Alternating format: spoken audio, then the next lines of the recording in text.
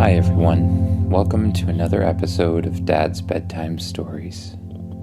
When we left off last night, you were on your way back from the Dinosaur planet after leaving a portal on it so you could visit whenever you want.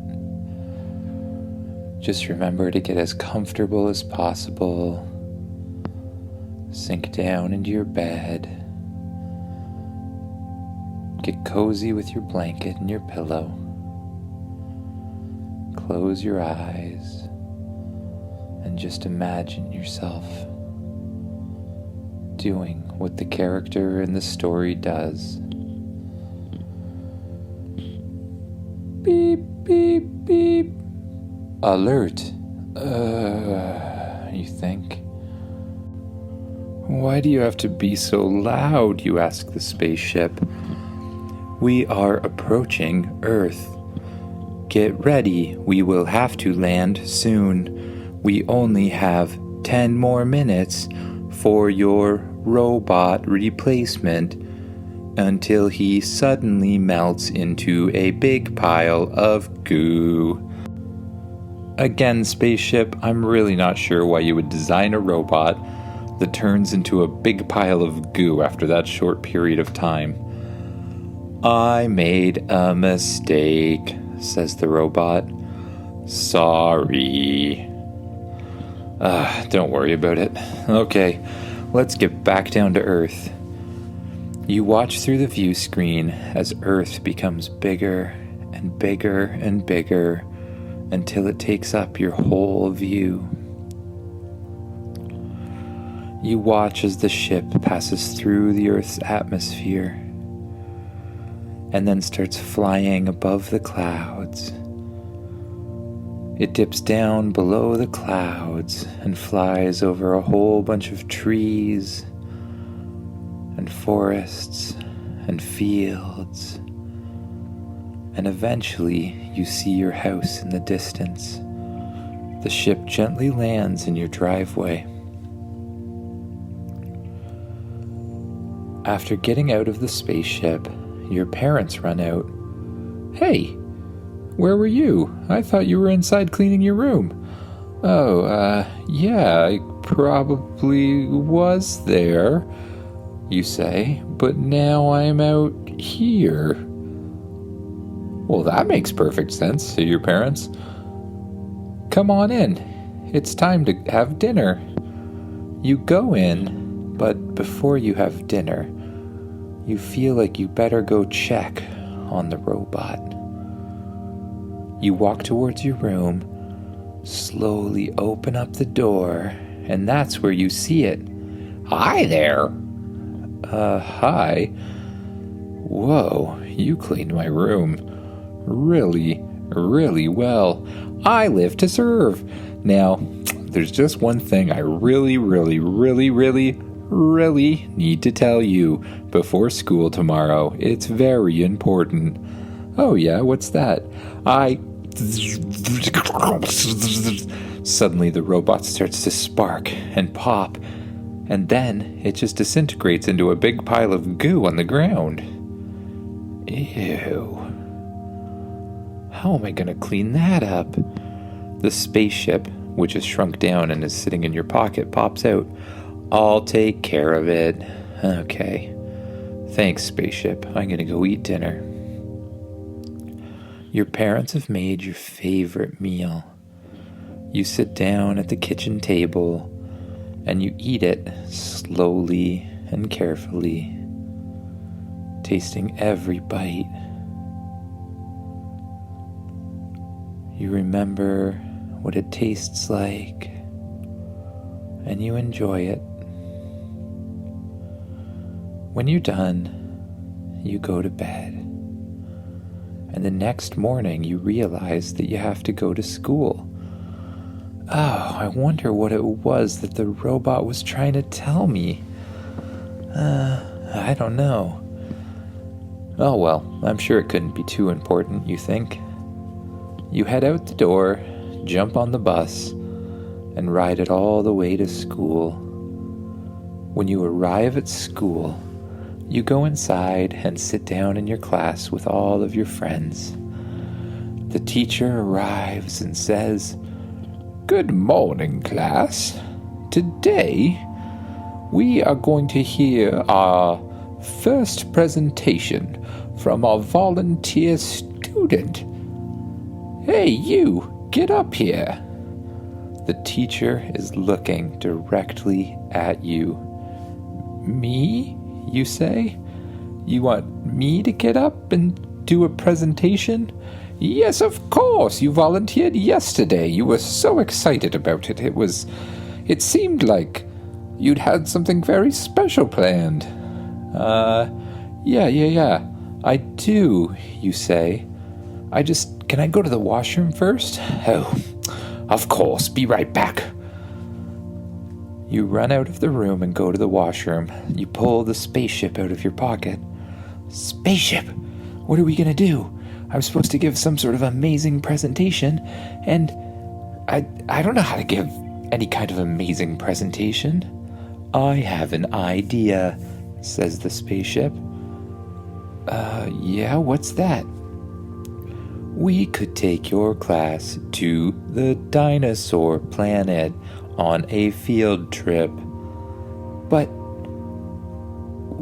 it takes forever to get there. We can't do that today." "Yes, we can. Remember, I put a portal in place." "Yeah, but we didn't have the other portal, you say?" "Last night, I put the other portal in the shed outside your parents' house." "You put another portal in the shed outside my parents' house?" "Well, spaceship, what are you talking about? How would I get the whole class there?" "Don't worry," says the spaceship. "I will take care of it." "Okay," you say. "I guess I trust you." You go back into your classroom and you greet the class. "Hey, class. Today I'm gonna do a presentation, and the presentation's gonna be on dinosaurs." Says the class. No. It'll be really exciting, you say. "It's about dinosaurs and then you hear in your ear, 'Tell them to come outside for a field trip.' And then you say to your class, 'We gotta go outside to see what I'm talking about on a field trip. Come on out, everyone.'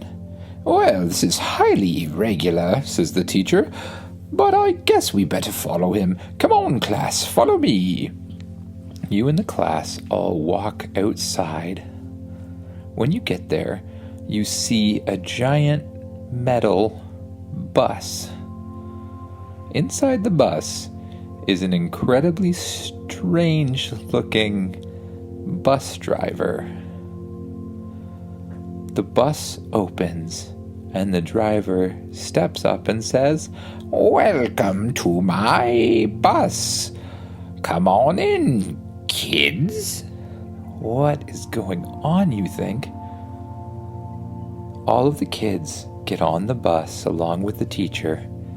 You get on at the end, and you hear in your ear, 'Don't worry, Oliver. It's me, the spaceship. I've turned into a bus. And I created a holographic bus driver.'" Okay, that's really weird, but alright, good job. "Where are we going now?" "We are going to drive to your house and go through the portal to the dinosaur world." "Okay, let's get going." Suddenly the bus slams on the gas and it burns out of the parking lot as fast as it can go, swinging around the corner without even really looking. All of the kids on the bus cheer in excitement. "Woo! This is so exciting," they say. The bus races down the road, jumping over hills, throwing the students without their seatbelts up into the air and then landing back on the bus. The bus driver brakes really hard and turns into your street. Soon he's approaching your house. He bursts into the driveway, and then he hits a little button on the ceiling of the bus, and you see the door to your shed open. Inside is a giant blue circle. Where are we going exactly? The teacher asks. I think we better take us back to the school. What's that blue portal thingy? The bus driver flies right through the portal, and suddenly you and all of the students are on the dinosaur planet. You look left and right, and you're surrounded by dinosaurs. Whoa, everyone says. Where are we? How are you doing this? Oh, don't worry, it's just a virtual reality thing I programmed in my shed. It's not real. Don't worry about it at all. Seriously, not real. Not real at all. Oh, well, this is still really cool. The bus tours around the dinosaur planet, showing the children long necks, triceratops, raptors, until suddenly they hear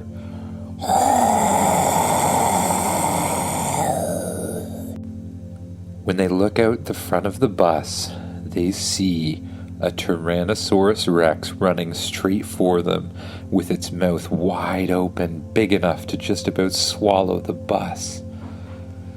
The kids scream, "Ah! We're all gonna die!" Oh, don't worry, class. I'm sure we're perfectly safe, says the teacher in an accent that's ever-changing. Yeah, we're totally safe, you say, 'cause it's a virtual reality program. Just before the Tyrannosaurus bites on the bus, the other Tyrannosaurus that you put the control collar on in your last visit jumps out and headbutts it out of the way. The bus screeches to a halt, and you and your class witness an amazing Tyrannosaurus battle. The two Tyrannosauruses, which I'm sure is the correct plural way to say it, start attacking each other. Your Tyrannosaurus jumps on top of the other one. The other one throws him off and hits him with the tail. Yours returns it with a tail whip that's much stronger and gets the Tyrannosaurus right in the eye. The Tyrannosaurus starts to cry and runs away weeping, afraid of your Tyrannosaurus. Your whole class cheers. All right! Hey, let's get off the bus, one of them says. Let's go look at it. No, you say. You can't get off the bus. This is a virtual reality program, and it's just about over. We have to head back right now. Driver, get to it. Yes, sir, says the driver in a very strange voice. The bus suddenly slams on the gas again, spins around in a circle, headed at full speed straight to the portal. It's bumping over terrain, swerving around rocks, off-roading. The kids on the bus are bumping up and down incredibly quickly. Suddenly it jumps through the portal, and you're transported back through your shed into your front yard. The bus keeps driving, swerves around the corner incredibly fast, down the road, jumping over hills, shooting up into the air, and landing with a hard thump as the kids jump up and fall back down onto their seats. It's a crazy ride until the bus swerves around and stops at the school and the door opens. Class, it's time to get out, says the teacher. Let's do it quickly. The teacher leads the class out and you go after her. You look back at the bus and say, "Thanks, spaceship. That was amazing." The rest of your class can't stop talking about what a great field trip that was and how amazing your virtual reality presentation was. It was so cool, they say. I wish I could see that every day. You go back to class, and the teacher starts talking about something, but honestly, you're feeling a little tired. You put your head down on the desk, you close your eyes, and your eyelids feel incredibly heavy. You just let them shut. You let all the noise around you just develop into background noise and drown it all out as you let yourself fall asleep.